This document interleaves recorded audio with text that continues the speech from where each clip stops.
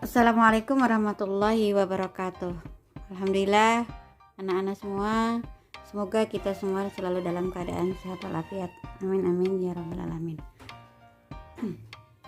Baik, pada hari ini kita kembali mempelajari bidang studi akidah akhlak kelas 7 dengan materi taubat, taat, istiqomah dan ikhlas.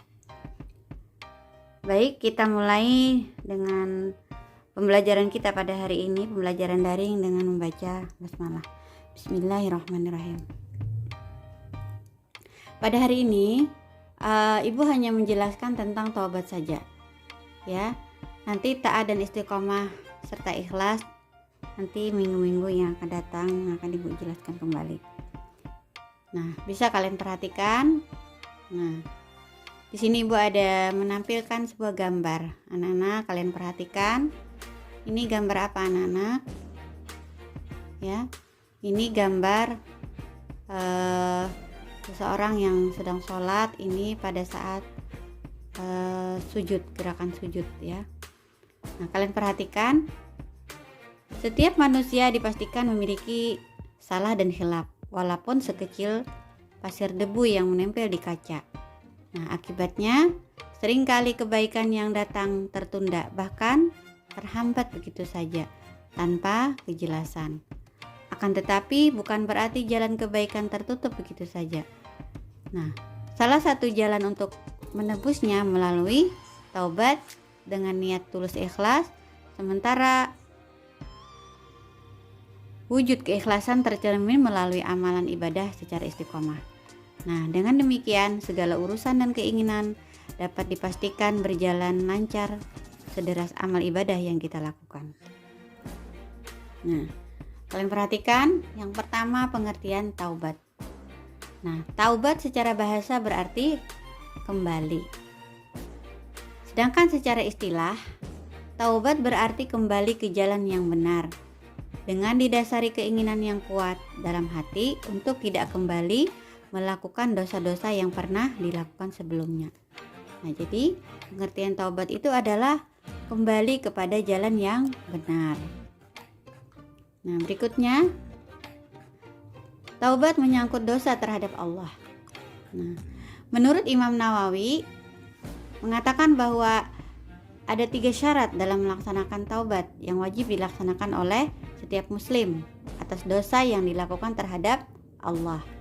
Jadi ada 2 Nana ya, dosa kita terhadap Allah dan dosa terhadap sesama manusia. Nah, ini Ibu akan jelaskan dosa yang menyangkut dosa kita terhadap Allah. Nah, jadi ada 3 syarat. Syarat tersebut adalah 1. Meninggalkan perilaku dosa itu sendiri. Yang kedua, menyesali perbuatan maksiat yang telah dilakukan. Yang ketiga, berniat tidak melakukannya lagi selama-lamanya. Nah, jadi syaratnya itu yang pertama meninggalkan perilaku yang pernah dilakukan, kemudian menyesali perbuatan yang telah dikerjakan, yang ketiga berniat tidak melakukannya kembali. Nah, sedangkan taubat menyangkut dosa terhadap sesama manusia, ya.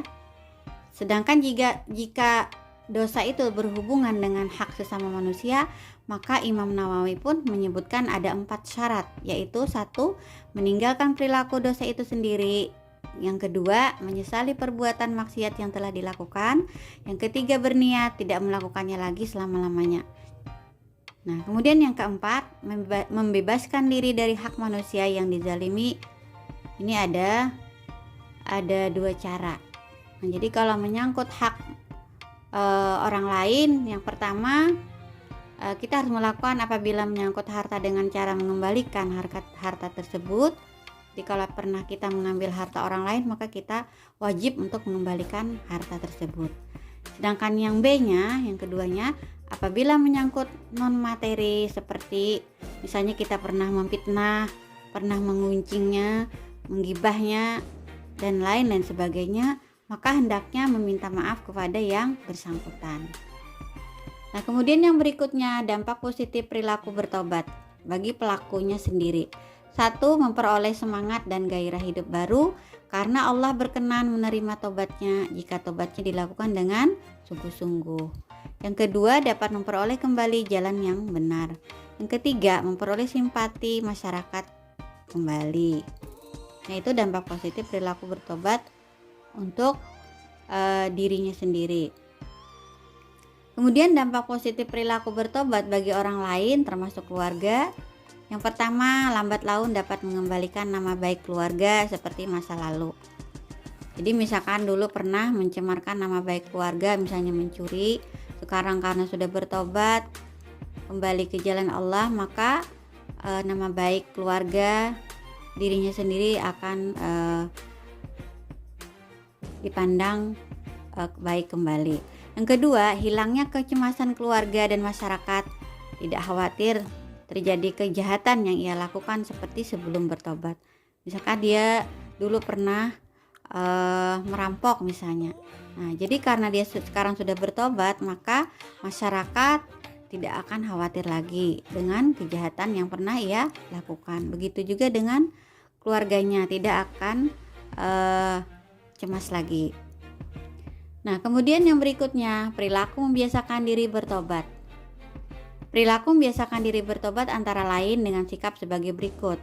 A. Tidak memandang remeh terhadap perbuatan dosa sekecil apapun. B. Berusaha menutup perbuatan dosanya dengan perbuatan baik dengan kemampuan yang dimiliki. C. Merasa tidak senang apabila melihat orang lain berbuat dosa. D. Memperbanyak bergaul dengan orang-orang soleh.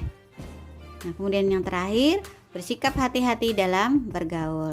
Nah, kelima perbuatan di atas yang akan menuntun manusia serta menjadikannya pribadi yang lebih baik dan menghindari perbuatan yang merugi baik diri sendiri ataupun bagi orang lain. Nah, kalian perhatikan ada soal latihan, ada 3 soal nih ya, Ibu berikan. Yang pertama, tuliskan pengertian taubat secara bahasa dan secara istilah. Tadi yang sudah Ibu jelaskan. Yang kedua, menurut Imam Nawawi ada 3 syarat dalam melaksanakan taubat atas dosa yang dilakukan kepada Allah. Sebutkan 3 syarat tersebut. Nah, kemudian yang terakhir, yang ketiga, menurut Imam Nawawi juga ada 4 syarat dalam melaksanakan taubat dan dosa yang dilakukan kepada sesama manusia. Nah, kalian sebutkan 4 syarat tersebut. Nah, demikian yang dapat Ibu sampaikan.